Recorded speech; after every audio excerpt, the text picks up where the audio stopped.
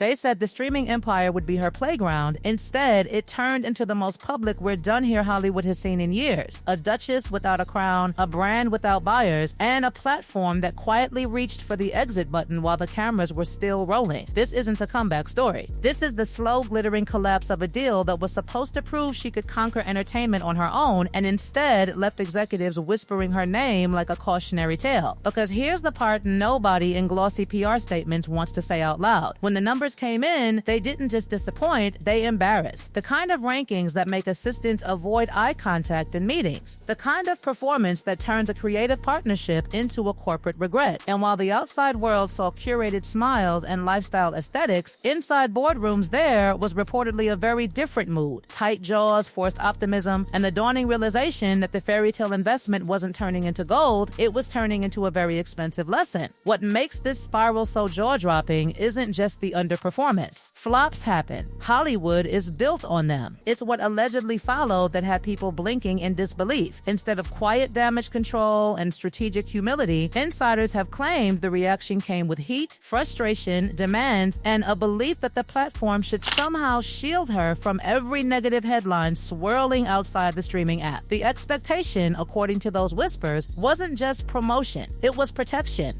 reputation management, narrative control, as if a content contract had quietly transformed into a personal crisis response team. Executives, we're told, were stunned, not because talent can't be passionate, that's normal, but because this felt different, bigger, personal, as if professional disappointment and private grievances had melted into one emotional confrontation that nobody in the room had signed up for. And in an industry where relationships are everything, that kind of tension doesn't stay in one building. It travels fast. The irony hovering over all of this is almost theatrical. For years, the complaint was about not being defended, not being protected, not being publicly backed by powerful institutions. Now, according to the chatter, the same expectations were landing on the desks of entertainment executives whose job description definitely does not include fixed global family drama. The pattern didn't go unnoticed. The déjà vu was loud. And while all this was unfolding behind sleek glass conference room doors, the public only saw the surface. Trailers, curated stills, upbeat messaging. What they didn't see was the growing fatigue on the business side. Because when a company pours serious marketing muscle behind a project and the response is a shrug, optimism starts to expire. Support quietly turns into "let's fulfill what we have to and move on." That's where things reportedly took a turn from hopeful to strategic.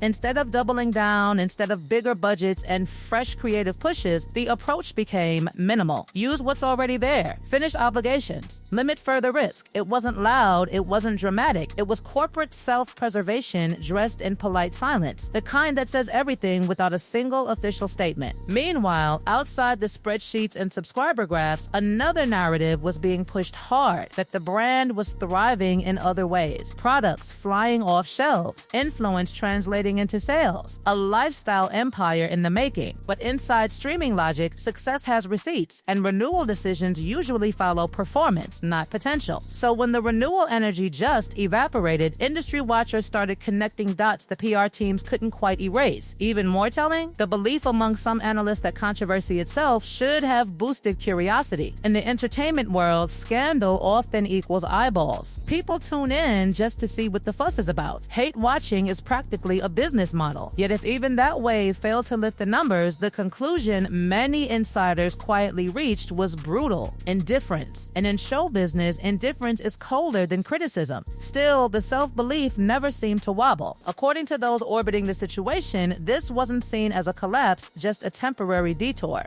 A hiccup, a learning curve. The next reinvention already loading. Because if there's one thing consistent in this saga, it's the conviction that the next move will be the one that proves everyone wrong.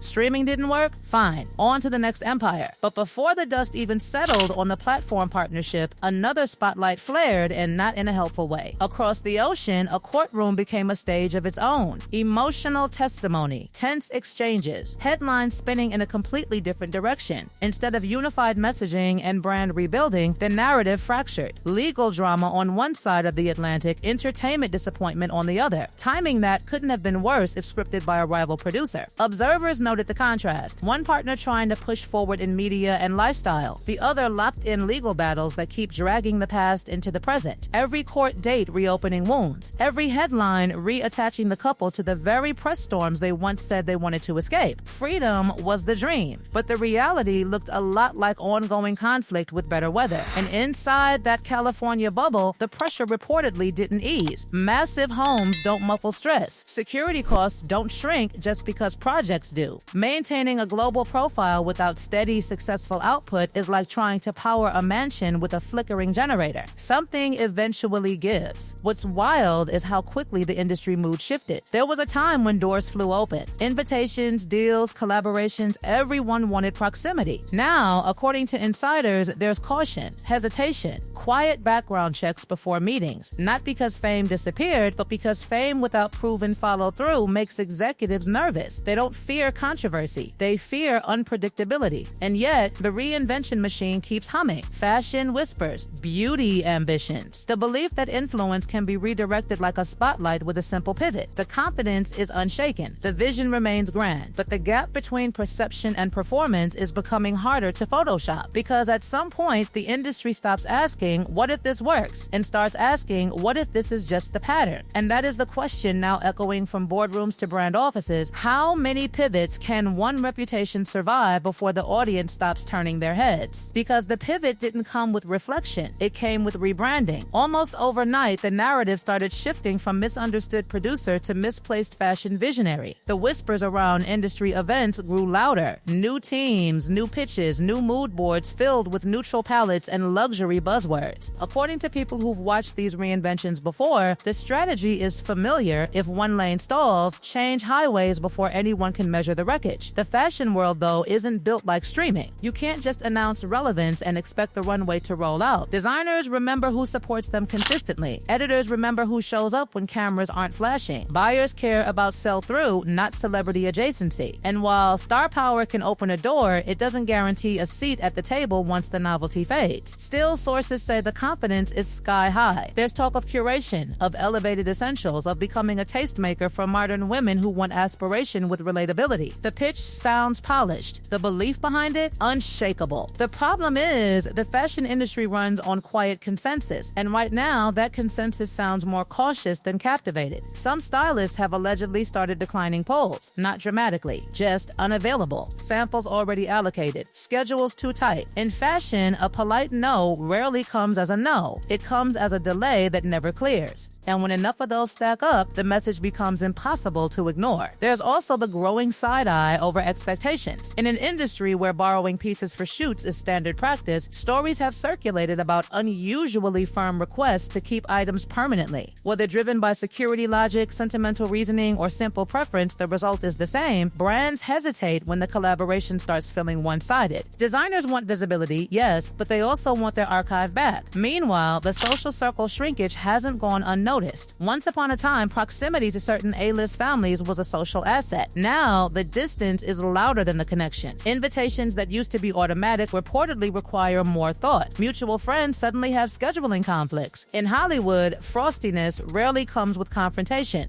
It comes with silence. One particularly telling thread in all of this is how often former allies choose neutrality over defense. When someone is thriving, peers rush to attach themselves to the glow. When someone is struggling, you find out quickly who's willing to speak up. Lately, the silence from once friendly power players has been deafening. And then there's the home front, that sun-drenched California life that was supposed to represent freedom, healing, a fresh start. From the outside, it's still postcard perfect, palm trees, designer interiors, golden light bouncing off manicured lawns, but insiders suggest the mood behind those gates is far more pressured than peaceful. Big dreams require big funding. Security doesn't come cheap. PR teams, legal teams, agents, all on retainer. When major platform deals slow down, the financial equation gets tense fast. That's when side ventures start looking less like passion projects and more like necessity. Public speaking gigs increase. Appearances get more strategic. Every outing becomes content. Every photo, a reminder that relevance is still being fought for, even if it no longer comes effortlessly. The shift from being pursued to doing the pursuing is subtle until it isn't. Observers have also pointed out the emotional toll of constant reinvention. Living in a cycle where every new project has to be the one that proves them wrong is exhausting, because if it doesn't explode into success immediately, the narrative of struggle resets louder than before. That kind of pressure doesn't just affect business decisions, it seeps into personal dynamics. And here's where the contrast between public image and private reality gets especially sharp. On social media and in controlled appearances, there's polish, poise, smiles calibrated for maximum relatability. But behind the scenes, according to those who claim insight, the atmosphere can swing between fierce determination and deep frustration.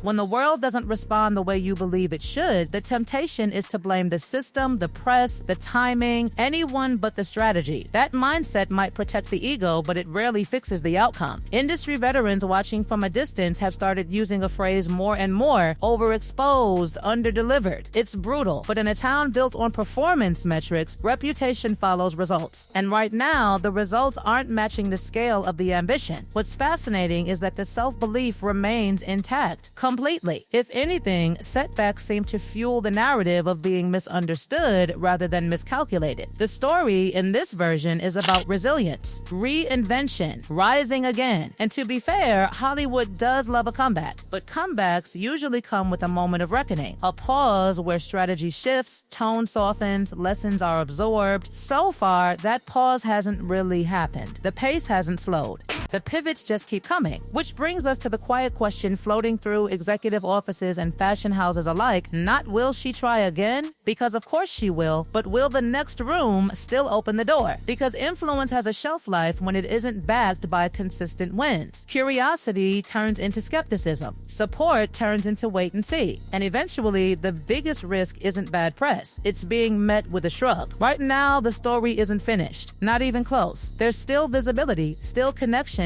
still the ability to command headlines with a single appearance. But the margin for error is shrinking. Each new venture has less patience behind it, less automatic goodwill, more eyes watching for proof instead of promises. The fairy tale didn't end. It just changed genres. And whether the next chapter reads like a redemption arc or another cautionary tale depends on something far less glamorous than branding, buzzwords, or borrowed couture. It depends on results.